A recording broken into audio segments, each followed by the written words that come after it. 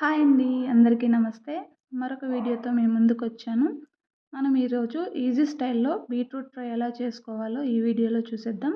ముందుగా బీట్రూట్‌ని పీల్ తీసుకొని ఈ విధంగా తురుముకొని పెట్టుకోవాలి. తర్వాత కడాయి తీసుకొని అందులో ఆయిల్ వేసుకోవాలి.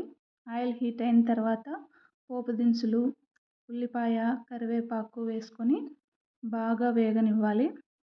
ఈ ఉల్లిపాయలు గోల్డెన్ బ్రౌన్ కలర్లోకి వచ్చేంత వరకు వేగనివ్వాలి. అలాగ వేగిన తర్వాత ఇందాక మనం తురిమి పెట్టుకున్న బీట్రూట్ని ఇందులోకి యాడ్ చేసుకోవాలి. యాడ్ చేసుకొని ఆయిల్ మొత్తంలో బాగా కలిసేటట్టు కలుపుకోవాలి.